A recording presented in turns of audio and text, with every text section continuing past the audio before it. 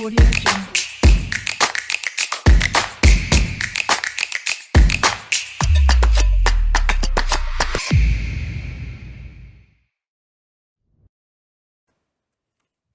Përshëndetje për krejt shikuesit e televizionit DTV Media, si dhe posaçërisht shikuesit e ditës me ne. Po takohemi edhe sot për me ja fillu, po shpresojmë një javë sa më të mbar me mua Diorën, e si gjithmonë do të kemi një të ftuar dhe një temë specifike me cilën do të flasim.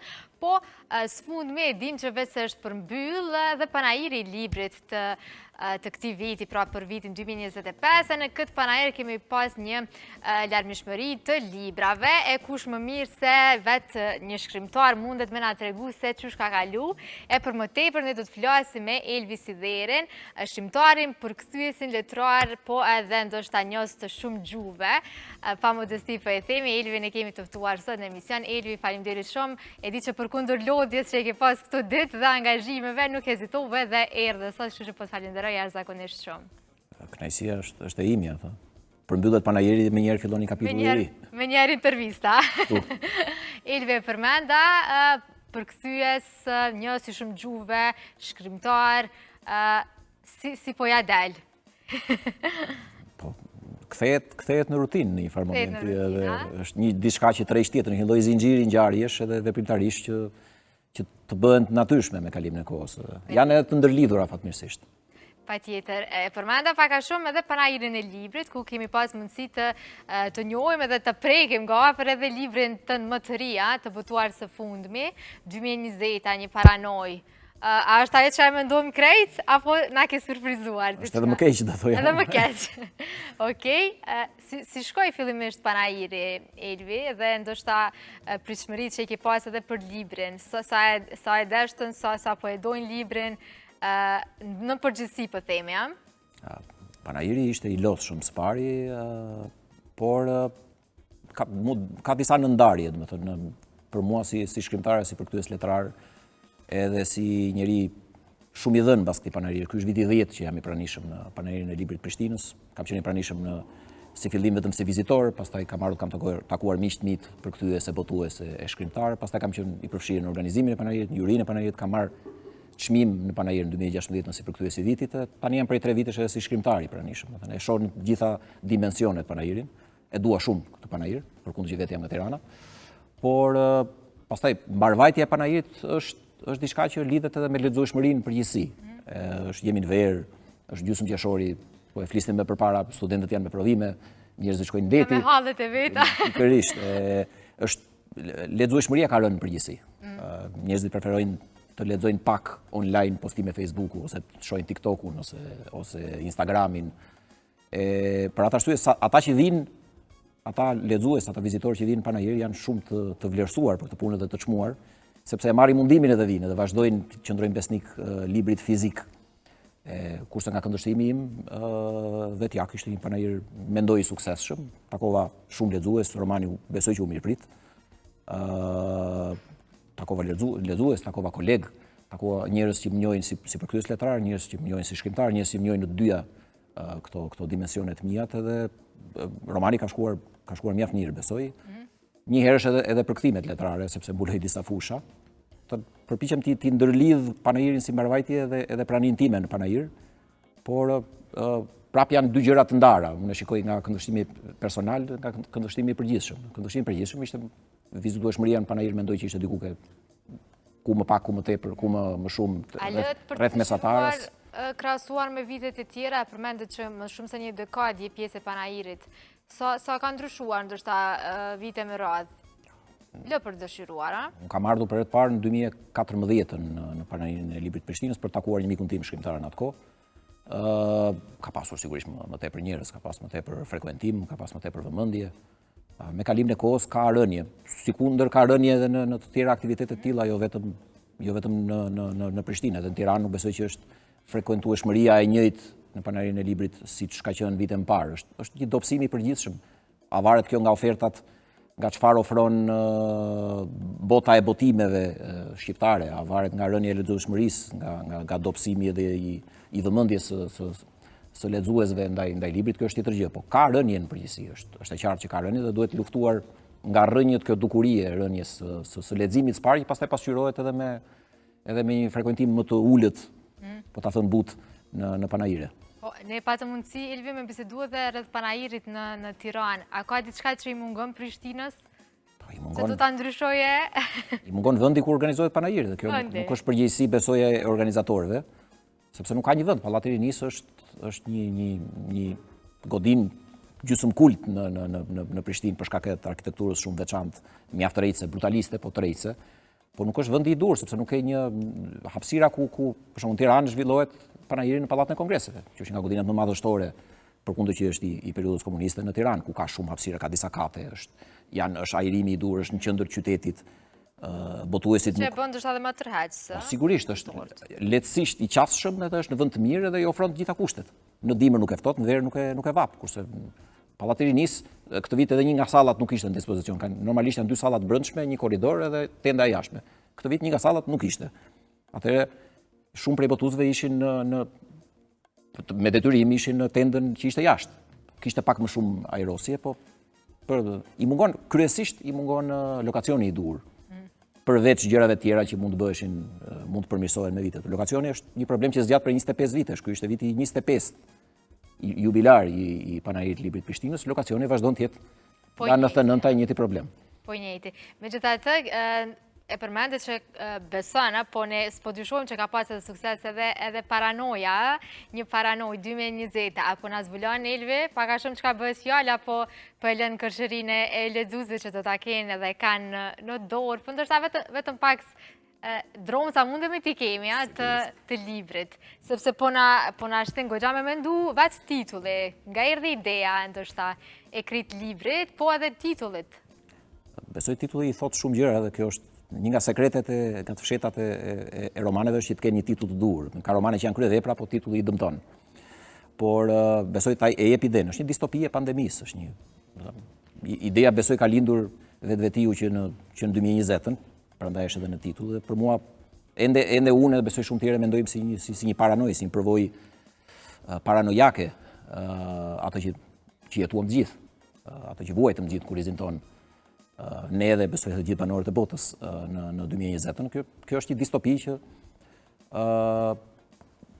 mishron një lloj dimensioni paralel të pandemisë, si do të kishte vazhduar pandemia nëse do të ishte shndruar, siç u shndrua për disa vite, në një sistem të mirëfill, domethënë nëse bota do të funksiononte, bota në përgjithësi do të funksiononte në një mënyrë pandemike, domethënë që në emër të shëndetit ose të rrethanave sanitare, pastaj të përligjeshin shumë gjëra, shumë shkelje të drejtave të njerëzit, shumë një lloj pezullimi i demokracisë në emër të kujdesit të autoriteteve ndaj shëndetit tonë, e shumë gjëra të tjera që sot pa dashur të jem konspiracionist, sot po i shikojmë që shumë prej dyshimeve që kishin vite më parë për menaxhimin e pandemisë po dalin të përligjura. Aty është edhe këndvështrimi, është pikërisht është një distopi, po faktikisht kur isha duke e shkruar ose kam folur edhe me mjaft kolegë ose me lexues, distopia është domethënë përfshin ti trillon si shkrimtar kur flet. Mirë, po shumë prej gjërave që kam shkruar e vura re pastaj që i kemi jetuar. Unë i mendoja sikur po i sajoja, po realisht shumë prej gjërave shumë prej atyre gjërave i kemi jetuar gjatë atyre viteve. A mund të shpërndat vulut paktën diçka që veç të ka dalë vërtet ndoshta? Po prej librit, pra po themi, prej atyre që je bazon libër, edhe ndoshta më na tregu pak, jo me zbulut shumë. Shiko, si do që ta shohim ato që jetuam, realisht për një periudhë jo të shkurtër kohore u pezullua sistemi jonë demokratik. Nuk po flasim për Kinën ose për vende tjera që janë gjysmë diktatoriale, janë diktatura komuniste ose gjëra tjera.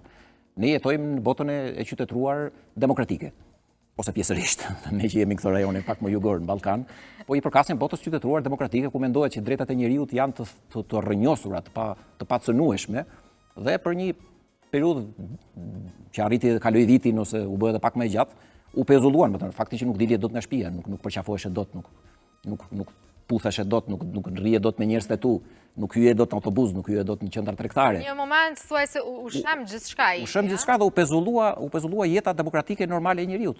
Tu penguaj drejta lëvizjes, e drejta e shoqërimit, e shumë gjëra tjera në emër të shëndetit, në emër të përballjes me një virus të rrezikshëm, ndaj të cilit sigurisht që duheshin marrë kundër masa, por që minimalisht nuk ishin aq të efektshme, ose shpesh ishin të gabuara, ose shpesh ishin të papërshtatshme. Dhe këto gjëra, kur i trajton në mënyrë distopike, distopia është më thënë një këndvështrim pak më ekstrem i realitetit, ti mendon se po të rrillon, por shikon që shumë prej atyre gjërave i ke jetuar. Unë i kam thënë në formë pak më të shtjelluar dhe ndoshta më të skajshme në roman, por shumë prej tyre i kemi jetuar realisht. I kemi jetuar. Është material i dur për një shkrimtar. Paranoja, Është paranoja. Një paranoja. E gjitha është një Po paranoja. e sekret ata që i pyesim edhe ndoshta edhe me bisedat, me miq, me koleg, thuaj se mendojmë që nuk ka ekzistuar ose ajo periudha që i kemi jetuar në Covid e shohin si një ëndër të keqe Ilvi, pak a shumë si një paranoj. Po prandaj ishte një ëndër e keqe, po është ti ëndrën e shef natën, zgjohesh mëngjes, dielli ka lindur sërish, fillon një ditë e re, thuaj se kaloi, kurse aty nuk kaloi, ishte 2 vjet të paktën, thuaj se 3. Me të gjitha vazhdimësitë që kishte, se gjithmonë dilte një version i ri, një mutacion gjenetik, një diçka. Vazhdimisht derisa Befas u mbyll, vazhdimisht na nxirre një arsyetim i ri për atë pezullimin e vazhdueshëm të demokracisë edhe të drejtave tona, thuaj se globalisht. E për atë arsye është një paranoje. Sot është mirë të nxjerrim mësime nga e kaluara, por mos e harrojmë të kaluarën. Edhe kjo shkon përtej pandemisë ose paranojave pandemike është. Nuk mund të shihet si një ëndër e keqe kaloi se pastaj të kthehet prapë. Ky është problemi. Ka njerëz që ndoshta i merr malli për atë kohë, por unë nuk bëj pjesë në ata, dhe besoj shumica e banorëve nuk na ka marrë malli. Nuk na ka marrë malli dhe urojmë që mos kthehet asnjëherë. Pikërisht edhe. Cilat kanë qenë disa prej reagimeve të qoftë të miqve, të rrethit dhe lexuesve kundrejt librit Elvi? Ata që kanë shfletuar... Zgjuar ndoshta sa kujtime. Ishte shumë njerëz që po gjenin veten aty, praktikisht, ose po diskutonin gjëra të ndryshme që lidheshin, dukuri të ndryshme që lidheshin me atë periudhë. Shumë njerëz e gjenin veten, gjenim një pasazh, një faqe, thoshte po, kjo është kështu, ose po kjo doli që ishte vërtet pastaj, ose po e dyshonim këtë gjë. Është mirë kur lexuesi e gjen veten aty, nuk është se thjesht i pëlqen mënyra se si ti shkruan. Kishte mjaft gjëra që përputheshin edhe me përvojat, përshtypjet ose kujtimet e mjaft lexuesve. A ka qenë ndoshta pikë synim që prej pandemisë, ndoshta ajo që po jetoja së kohë që të finalizohet pikërisht libri, të shkruar diçka për atë që po ndodh, apo tek ndoshta pas përfundimit ka ardhur edhe si ide, apo si ndodhi ndoshta? Besoj që ishte në mendje, shkrimtari i përpunon gjatë. Patjetër, por ato po pyes sepse gjithmonë ajo çka ndodh, më duket që është një motiv shtesë edhe për ju që shkruani. Mendoj që u poq koha, kaluan disa vite dhe u ftoh një herë mendja. Ideja aty ishte, edhe unë nuk fillova ndoshta më tepër, edhe rrethanat u bën, edhe diku nga fundi i vitit të kaluar, fillimi i këtij viti, me disa ndryshime globale që ndodhen, që na i liruan edhe disa censura që lidheshin me ato. Tash duhet ta pranojmë që deri në dhjetor, nëntor të vitit kaluar ti po të shkruaje në Facebook vaksinë ose pandemi ose diçka e tillë direkt ta censuronin. Edhe kjo është pjesë e censurimit, e pezullimit demokracisë, si po them, është liria e shprehjes. Direkt e ka verifikuar një grup studiuesish ose ulëmtuesish të Facebookut edhe nuk është kështu. Sot vazhdo shkruaj lirisht. U liruan këto gjëra, edhe ndoshta erdhi momenti për t'u shprehur, qoftë edhe në formë letrare, distopike, disa gjëra të thuheshin. Po vjen mirë sepse po i thua këto gjëra, vetë se po na bin edhe në mendje, ndoshta ato që i kemi jetuar, por që nuk i kemi ditur, ti themi me zë Elvi, kështu që për shumicën e këtyre po na lën edhe me mendua se çka pas kemi jetu, po faktikisht qoftë edhe cenzurat, edhe ndalesa, qoftë edhe kjo e fundit që e përmende me postimet në Facebook, pikërisht pas kanë qenë diçka që ne e kemi lënë në asgjë, themi tek ne. Prandaj se anormaliteti nuk duhet bëhet asnjëherë anormalitet. Diçka që nuk është normale nuk duhet ta shohim si normale. Disa gjëra që thuheshin atkohë ishin për shembull normalitet i ri, pse u thuaj në kohët e para, të mësojmë me normalitetin e ri, ku lani duart. Ne duart i lajm, nuk ka nevojë të na thotë OBSH-ja që të lajm duart. Njeriu normal i lan duart. Në kohët e para ishte çdo vend kishte lani duart. Janë si thua që uji është i lagur ose që dielli të ngrohtë, ne duart i lajm. Kjo është një fakt. Megjithëse ne ndoshta po bëjmë pak shaka, pas kohë edhe tek ne kemi pas një thënie povim të 2 javët kritike këtu në Kosovë. Çdo 2 javë kanë qenë javë kritike dhe ne pastaj bëjmë edhe më kritike. Javët më kritike, ndonse ne asnjëherë nuk qeshim as nuk. Jo, se nuk është për të qeshur, sepse sa njerëz e psuan nga ajo, sa njerëz u traumatizuan, sa njerëz u llahtarisën i themin në Shqipëri. Është ideja që edhe mënyra si përballesh mendërisht me këto lloj situatash, ndihmon. Imuniteti nuk është vetëm imunitet trupor që krijohet gjithmonë ndaj çfarëdo lloj sëmundje që shfaqet, por është edhe imunitet mendor. Nuk thuhet kot ajo mendje trup shëndosh, mendje shëndosh, trup shëndosh. Nëse se ke mendjen shëndosh, as trupin se ke të shëndosh. Edhe mendja a ke përfitu Elvis si shkrimtar dhe përkthyes, sepse ndoshta e ke gjetë atë kohën për me shkruajt edhe pa u anku asnjë njeri afër teje. Për të përkthyer, po kam shkruar një roman tjetër në gjatë asaj kohe, se konde e mbushin në një farë mënyrë edhe. Është më mirë të merresh me diçka sepse sa të vazhdohesh të zhytesh më tepër në depresion nga moslëvizja, nga situata që ishte krijuar, edhe nga i traumatizimi i përgjithshëm, edhe nga versionet e reja që dilnin për herë. Mbaroi alfabeti praktikisht duke dalë. Alfabetin grek përdornin përgjithësi, mbaroi në një farë pike. Kur i mbaroi alfabeti, pastaj mbaroi edhe pandemia. S'kishin më emra të rinj për të vënë. Po, kam përkthyer më tepër gjatë asaj kohe, kam përkthyer vepra të mira, edhe kam mbushur me letërsi. Atë kohë kam kompensuar me letërsi pa mundësinë për të bërë gjëra të tjera në atë kohë. Paktën lexuesit kanë përfituar diçka. Paktën lexuesit kanë qenë ata që kanë përfituar. Diçka tjetër është e Elvis që ne i kemi dëgjuar shumë edhe për gjuhët që i den, e që janë të shumt në numëra. Sa gjuhë i den Elvis? Ndoshta është një pyetje kështu banale për të bërë. 15, nga të cilat 10 në nivel mjaft të ngritur. 15 gjuhë. Po. Qysh i mësove ka shumë gjuhë? E buni jeta, rrethanat, a vetë ke qenë gjithmonë i apasionuar qoftë për gjuhë, se e dim që ka njerëz që pikërisht lindin për me mësu gjuha, është diçka që e rrjedh natyrshëm, i kapin më shumë gjuhët, janë nga ana e gjuhëve. A ke qenë gjithmonë ndoshta ti i apasionuar për me mësu gjuhë të reja, apo ndoshta jeta, puna, dinamika, krejta këto e kanë qenë faktor, po themi? Mendoj që spari kryesisht është prirje bashkëlindur. Unë kam, domethënë, më kënaq të mësoj gjuhë, kam si pasion të mësoj gjuhë, më shijon të mësoj gjuhë. Vazhdimisht merrem me një ose dy gjuhë të reja të cilat i studioj, i përmirësoj me kalimin e kohës, lexoj, pëlqen të lexoj një gjuhë, pëlqen të shkoj në një vend ku flitet një gjuhë. Edhe është edhe trashëgimi familjare, në familje të gjithë janë që mami është mjeke dhe psikologe, po flet shumë gjuhë. Vllai është profesor gjuhësh huaja në Britaninë e Madhe. Gjyshja ka punuar në Radio Tiranën në vitet e saj, ka pas shërbim për botën e jashtme Radio Tirana, ka pas mbuluar sektorin e frëngjishtes dhe të italishtes. Gjyshi ka pas folur gjithashtu. Kemi në familje këtë punë, unë e përmirësoj në vazhdimsi, edhe sa më shumë kalon koha që më shumë i shtoj gjuhët. Po është pasion. Nëse gjërat grekët e lashtë kanë pas thënë kur dikush ndronte jetë, thoshin një pyetje bënin, thoshin a ka jetuar me pasion. Nëse kishe jetuar me pasion, atëherë quhej jeta e tij kishte kuptim. A mund të themi që Elvi ka jetuar me pasion? Po, a? Uroj edhe të vazhdoj të jetoj për ca kohë. Po mund të me pasion. Jo, urojmë sa më gjatë, po që me plot pasion këtë rast.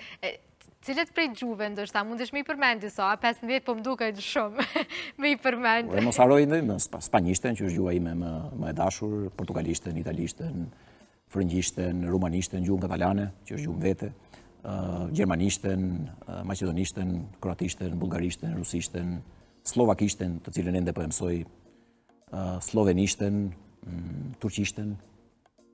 Ndoshta kam harruar diçka. E tjerë. Të dalin, Okej. Diku i kam shënuar si do qoftë. E përmende spanjishten, a? Si gjuhën që më të dashur. Po. Pse?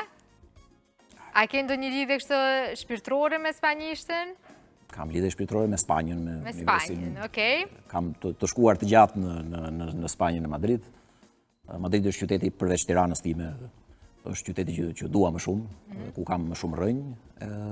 Spanja është vendi i zemrës time, është si po thënë dheu im i birësimit kulturor. Jam sigurisht shqiptar, jam nga Shqipëria.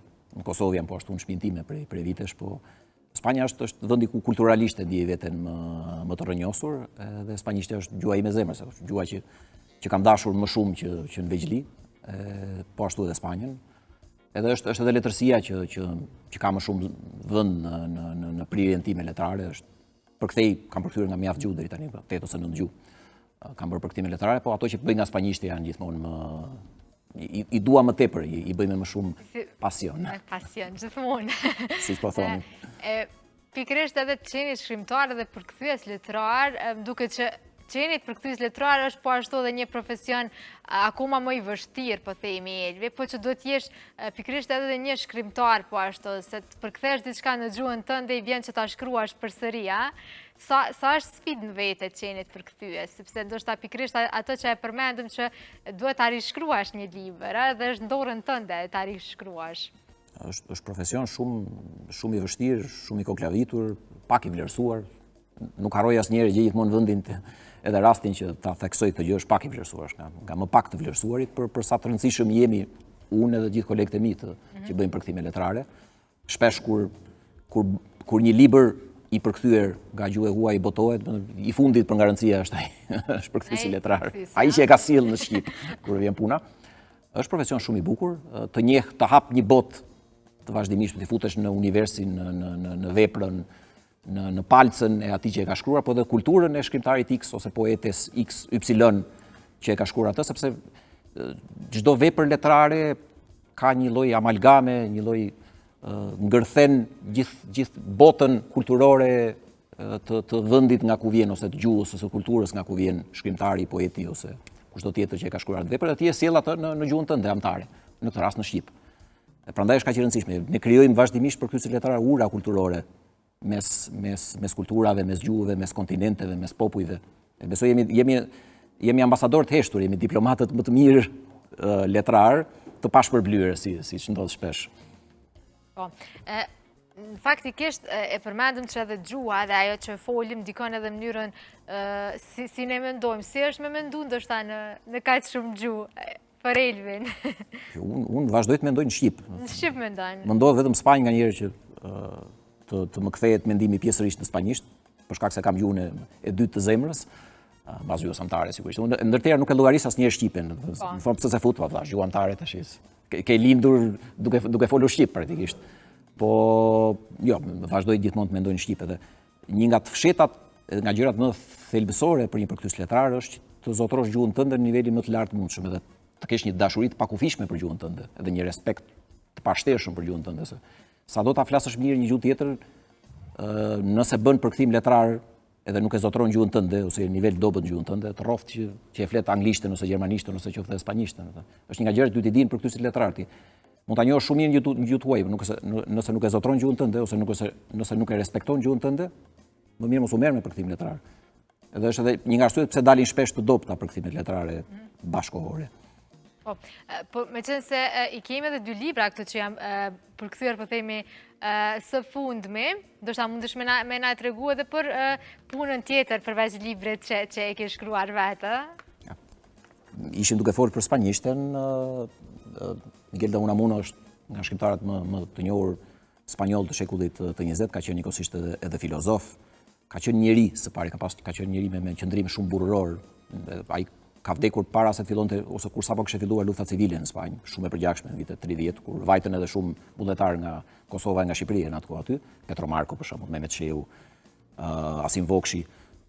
Unamuno në këtë libër ka bërë një riinterpretim filozofik të jetës së Don Kishotit edhe Sanchos, domethënë të Don Kishotit të Cervantesit. Është një libër dy fish i vështirë për këtë arsye, sepse edhe ka pasazhe në versionin burimor edhe në spanjishten mesetare të Don Kishotit të Cervantesit, të rishikuara dhe të rianalizuara sipas këndvështrimit të Miguel de Unamunos të viteve 30, duke i përputhur me realitetin afërsisht bashkëkohor të shekullit 20. Është kam përkthyer nga spanjishtja, u botua për këtë në kohë për këtë panajir nga shtëpia botuese Jakub Ceraja. Këtu jemi ke spanjishtja ime e zemrës, kurse romani tjetër është përkthyer nga italishtja. Dëshmon edhe kjo larmime e përkthimeve. Është nga Gabriele D'Annunzio, quhet Kënaqësie. Gabriele D'Annunzio ka qenë një tjetër personazh shumë i veçantë. Në Italinë ka përcjellit mes shekullit 19 dhe 20, ka qenë shkrimtar, ka qenë poet, ka qenë udhëheqës popullor, ka qenë njëri që tërhiqte masa të mëdha popullore. Është shkrimtar jashtëzakonisht i njohur, në Shqipëri është mjaft i njohur, ndër të tjera më habit që nuk ka pas përkthime të D'Annunzios. D'Annunzio ka edhe një të veçantë që ka qenë themelues në vitet 20 i një republike që ka qenë shumë përparimtare për kohën, Republika e Fiumes. Fiume është rijeka e sotme në Kroaci, ka qenë qytet me shumicë italiane në atë kohë.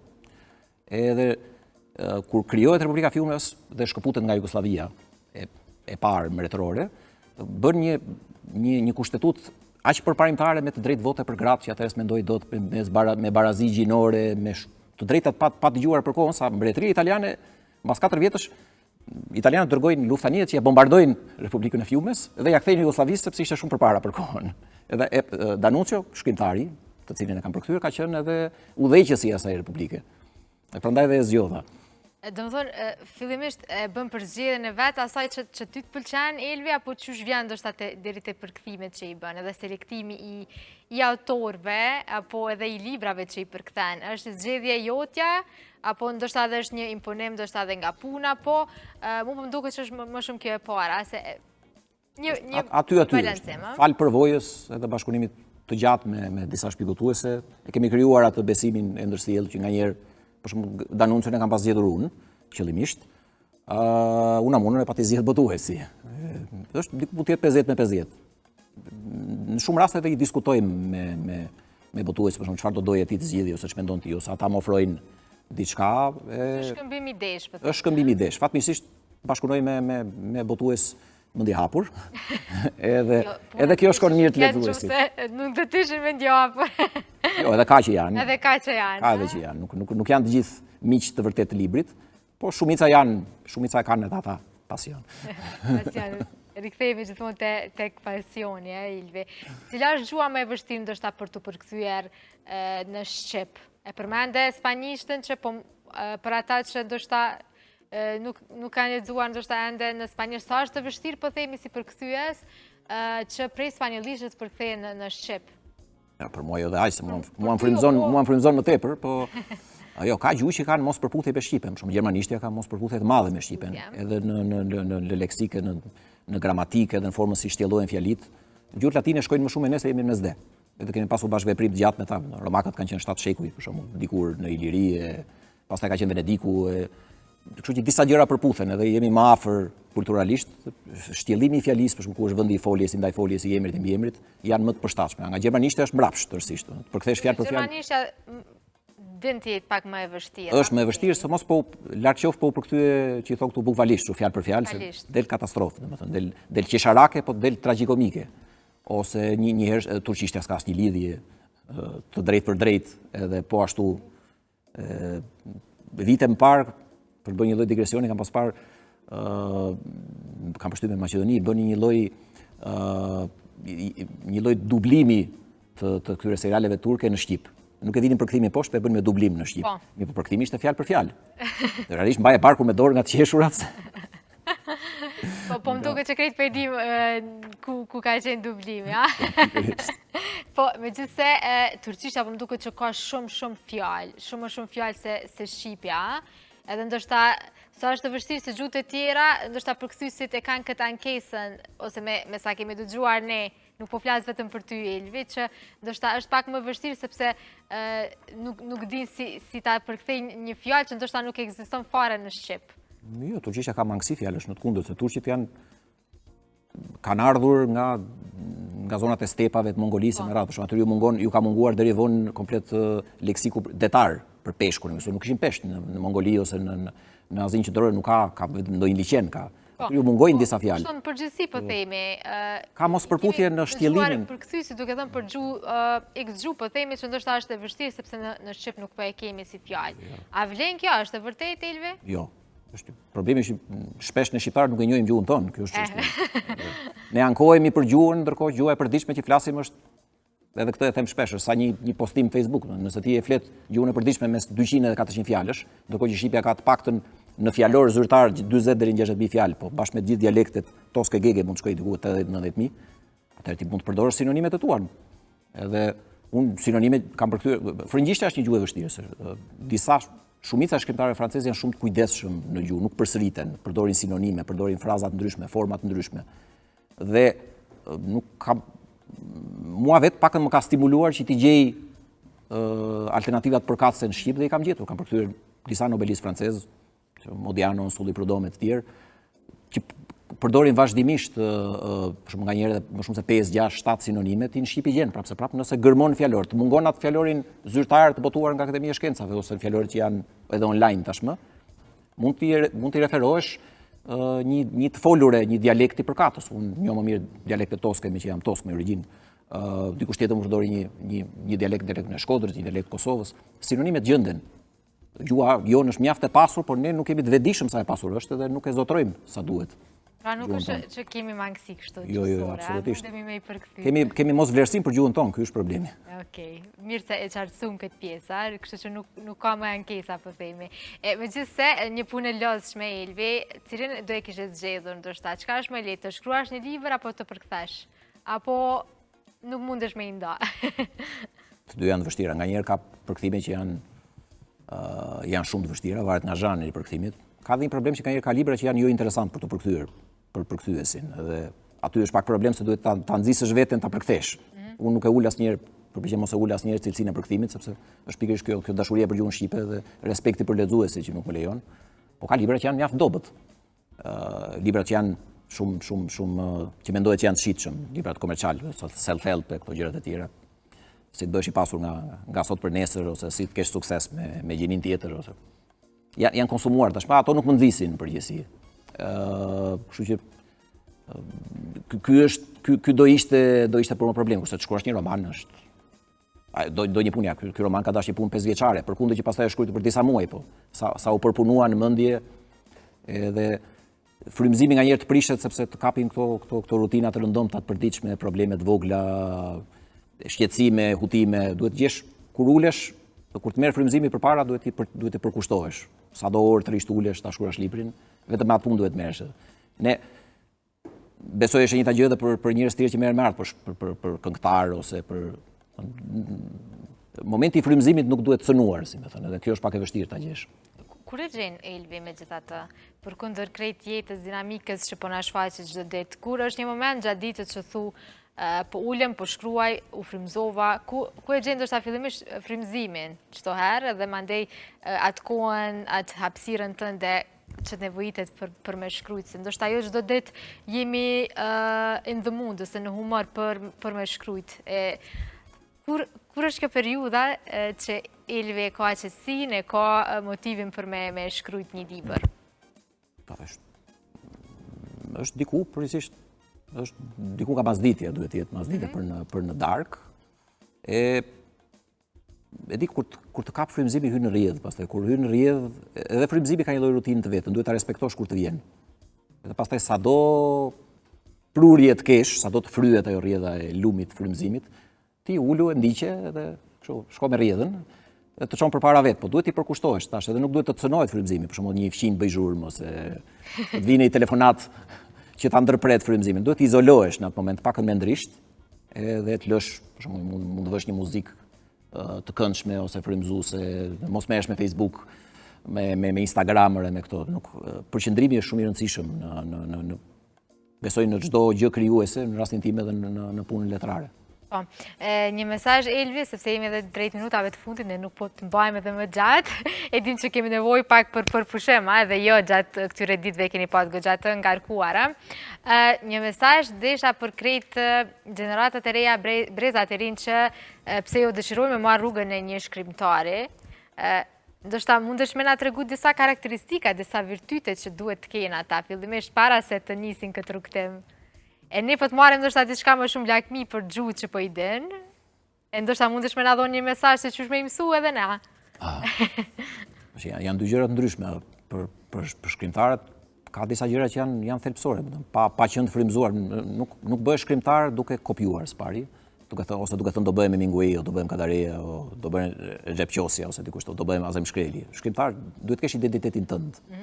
Duhet kesh rrënjë të mira, duhet kesh një jetë që të frymëzon. Nuk bëhesh shkrimtar, ose pak unë nuk e përfituroj dot bëhesh shkrimtar pa dalë një herë nga lagja jote ose nga shtëpia jote. Shkrimtari duhet të ketë pasur përvojën jetë, duhet të ketë udhëtuar, duhet të ketë njohur njerëz, duhet të ketë njohur vende, duhet të ketë njohur kultura, duhet të ketë jetuar diçka që pastaj atë ta shndrojë në frymëzim për të shkruar një libër. Dhe nuk bëhesh shkrimtar me formula të gatshme, duke bler libra How to be a writer, se s'bëhesh absolutisht. O janë gjëra të bashkëlindur, o je o nuk je. Edhe nuk e përjashtoj mundësinë, por nuk jam i ideve i kurseve ose i shkollave të bëjmë shkollë nuk ka një shkollë të lartë për të bërë shkrimtar, nuk ka një degë universitare romanore. Këtu futen ata që do dalin shkrimtarë. Janë disa gjëra që o janë o nuk janë. Po ti mund të përmirësohesh nëse e ke atë prirje, nëse shikon që je i Zotit të shkruash ose e zonja të shkruash, atëherë mund të përmirësohesh me kalimin e viteve. Po vazhdimisht duhet të përmirësohesh, asnjëherë mos ndihesh i arrir, të që arrita kulmin tani, zenitin tim edhe unë jam mbi të tjerët. Vazhdimisht të rish me këmbë tokë. Kjo është sa i përket shkrimit, kurse për gjuhët do duhet ne shqiptarët sidomos të nisnim me gjuhën tonë. Me gjuhën tonë. Me gjuhën tonë. Nëse nuk e duam gjuhën tonë. Nuk e duam shumë Elvi gjuhën tonë? Ne e duam Facebook, ne duam për postime, për të bërë kështu. Ne bëjmë kështu, kjo është Shqiponja, apo jo?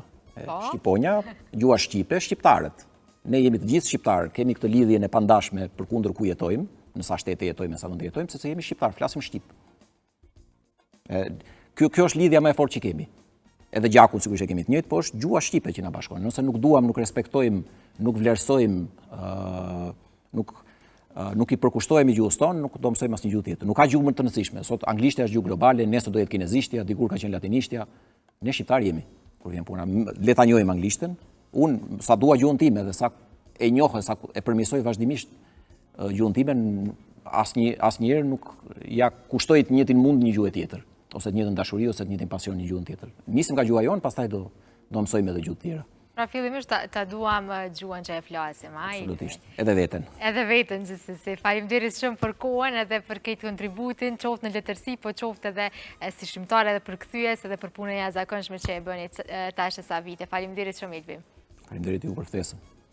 Shikues të dashur, ishte kjo intervista me shkrimtarin, me Elvi Siderin, por shpresoj që dhe jo të dashur me shkret ata që e duan librin, e duan leximin, të na keni ndjekur dhe të na keni ndjekur me vëmendje, sepse i pam edhe disa prej livrave nga vetë shkrimtarët dhe përkthyesi letrar i Elvit. Faleminderit shumë për krejt vëmendjen që na kushtoni edhe që jeni gjithmonë me neve nga Ondi Ora pas ditës sa më të këndshme.